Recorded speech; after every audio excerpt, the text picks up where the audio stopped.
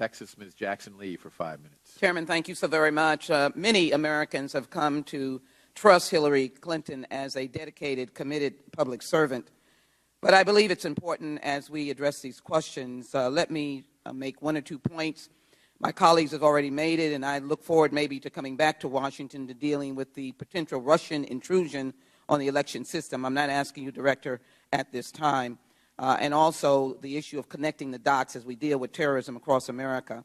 But I do want to acknowledge Eric Williams, an outstanding detailee to this Judiciary Committee. Thank him for his service.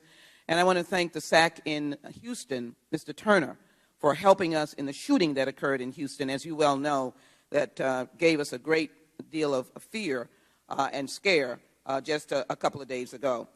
But Director Comey, my Republican colleagues have questioned, second-guessed, and attacked you and your team of career FBI agents. They disagree with the results of your investigation. They want you to prosecute or to have the DOJ to prosecute Secretary Clinton regardless of the facts. So they've engaged in an almost daily ritual of holding hearings, desperately trying to tear down your investigation and your recommendation. I believe you testified previously that your recommendation in that case was unanimous, and your investigation was carried out by what you called an all-star team of career agents and prosecutors. Is that right? Yes, these are some of our very best. And sometimes because I'm lucky enough to be the person who represents the FBI, people think it's my conclusion. Sure, it's my conclusion, but I'm reporting what the team thought and their supervisors.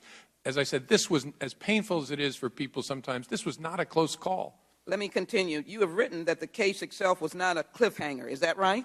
Correct.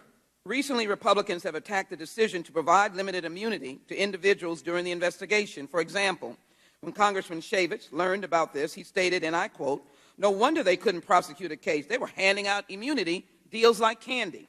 I understand that the FBI does not make the final call on immunity agreements. That was the DOJ. You made that clear. So his statement was just wrong. But did you consult closely with DOJ before these immunity agreements were concluded by having facts? Right. Our job is to tell them what facts we'd like to get access to. The prosecutor's job is to figure out how to do that. And so they negotiate. I think there were 5 limited immunity agreements of different kinds that they negotiated. Did you or anyone at the FBI ever object to these decisions to grant immunity? Did you think they made sense? No, it was fairly ordinary stuff. Was the FBI or DOJ handing out immunity agreements like candy? That's not how I saw it and see it. Congressman Gowdy, a good friend, also objected to granting immunity to Brian Pagliano and Mr. Combetta at Platte River Networks. He quoted, "These are the 2 people that FBI decides to give immunity to, Brian and the guy at Platte River, if it happened. Those are the 2 that you would want to prosecute, so you're giving immunity to the trigger people, and everybody goes free." Do you agree with this assessment? Did the FBI screw up here and let everyone go free because of these limited immunity deals? No, I don't think so. The goal in an investigation like this is to work up. And if people have information that their lawyers are telling you that you're not going to get without some limited form of immunity, and they're lower down, you try to get that information to see if you can make a case against your subjects. Congressman Gowdy also said this about the FBI, and I quote, "I've been underwhelmed by an agency that I once had tremendous respect for." Let me just say, sitting on this Judiciary Committee for many, many years, going through a number of investigations, I've never been proud of an agency that has always been there when vulnerable people are hurting and when there is a need for great work. But my question to you is, what is your response to that, Director Comey? Do you believe these criticisms are fair? I think questions are fair. I think criticism is healthy and fair. I think reasonable people can disagree about whether I should have announced it and how I should have done it. What's not fair is any implication that the Bureau acted in any way other than independently, competently, and honestly here. That's just not true. I knew this was going to be controversial. I knew there'd be all kinds of rocks thrown. But this organization and the people who did this are honest, independent people. We do not carry water for one side or the other. That's hard for people to see because so much of our country we see things through sides. We are not on anybody's side.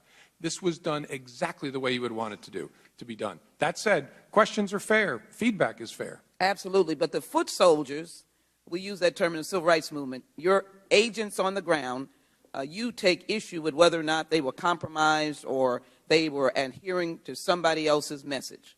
Is that what you're saying? Absolutely. You can call us wrong, But don't call us weasels. We are not weasels. We are honest people, and we did this in that way. Whether you disagree or agree with the result, this was done the way you would want it to be done. You were able to learn that Mr. Pagliano and Mr. Gambetta, you learned what they had to say. And if anyone who provided statements to the FBI had actually provided evidence that Secretary Clinton has committed a crime, would you then have recommended prosecution to the DOJ? Oh, yeah. The case was there very aggressively. You sure you wouldn't have been a little nervous about doing so, a little intimidated? No, I really don't care. You don't look like it. You're kind of tall, and that's... I have a 10-year term. That's the beauty of this. Well, there's a lot of challenging things about this job. One of the great things is I have a certain amount of job security. And so, no, either way, we would have done what the facts told us should be done. So are you now second-guessing your decision regarding Hillary Clinton? No. Let me just say in conclusion, the time of the gentleman has expired. Mr. Chairman, I want to thank the director and ask my colleagues to give the respect that this agency in this instance deserves. Thank you so very much for your service. I yield back. Chair thanks the gentleman. Recognizes the gentleman from California, Mr. Issa, for 5 minutes. Thank you, Mr. Chairman. Director, I've got a lot of concerns, but one of them refers to Reddit. At the time that the Department of Justice, at your behest or your involvement, gave Paul Gambetta immunity, did you do so knowing about all of the posts he had on Reddit and capturing all of those posts and correspondence where he was asking how to wipe or completely erase on behalf of a VVIP, so to speak?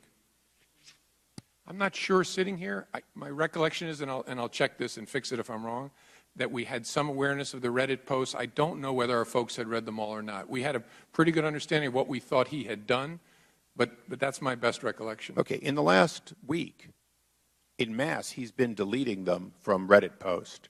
Is that consistent with preserving evidence?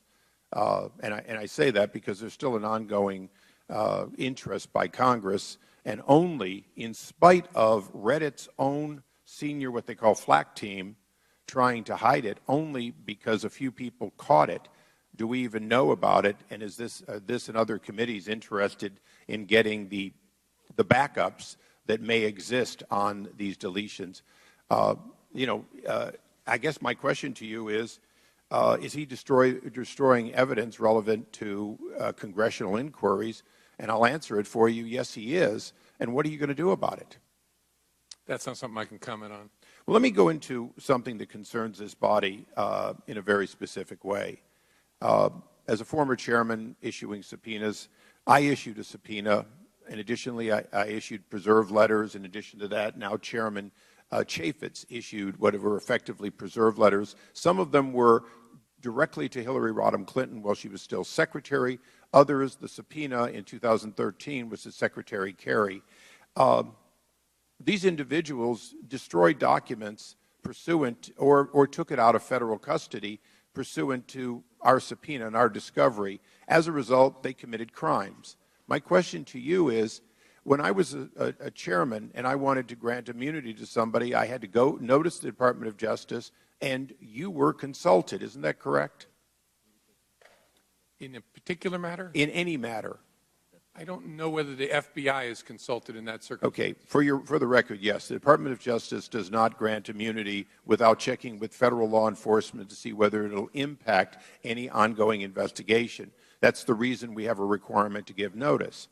When the reverse was occurring, you were handing out like candy, according to some, immunity. Did you, or to your knowledge, Department of Justice, confer with Chairman Goodlatte, Chairman Chaffetz, Chairman Smith, or any of the other chairmen who had ongoing subpoenas and investigations? Not to my knowledge. So isn't there a double standard that when you granted immunity to these 5 individuals, you took them out of the reach of prosecution for crimes committed related to destruction of documents or withholding or other crimes pursuant to congressional subpoenas? I don't think anybody was given transactional immunity. Oh, really? Now, we have not allowed to make your immunities public, but I'm going to take the privilege of making one part of it public. I read them. You gave immunity from destruction to both of those attorneys, not just turning them over, the documents over, specifically destruction. You did the same thing with these other two individuals, Brian and Paul Cabera. You gave them immunity from destruction. Yeah, I don't think, well, again, I could always be wrong, but I don't have them in front of me either. Well, because you don't let us take them out of the SCIF, it's a little hard for us too. But the fact is, when you read them, my answer, I'm pretty sure that what was granted was use immunity. In the case of those two people, coextensive with 18 U.S.C. 6001, which means no statement you make can be used against you directly or indirectly. Transactional immunity is sometimes given also by prosecutors, says you will not be prosecuted in any event for this set of facts. I don't think there was any transactional immunity. well, when I read for both of the attorneys that immunity was granted, it's in both cases said destruction, in addition to the turning over. Why was that? Why would you believe that was necessary, or do you believe that would be necessary? You wanted the document. You wanted the physical evidence. Why did you have to give them immunity from destruction of materials? And because my time is expiring, when you look into it and hopefully get back to this committee, I'd like to know, does that immunity apply only to destruction on the computers delivered, so that other destructions by Cheryl Mills could still be prosecuted? Yeah, again, my recollection is no transactional immunity was given. A protection of statements was given to the Combetta guy and Mr. Pagliano. Thank you, Mr. Chairman. Chair, thanks, gentlemen. Recognize the gentleman from Tennessee, Mr. Cohen. Mr. Chairman, I would ask unanimous consent quickly that a group of documents be included, and I'll summarize them. They're basically the letters and subpoenas that led up to the destruction of documents that were previously held for preservation. Additionally, the blog post from Reddit, if those could all be placed to the record. Without objection, they will be made a part of the record. Thank you, Mr. Chairman. Tennessee is recognized. Thank you, sir. Director Comey.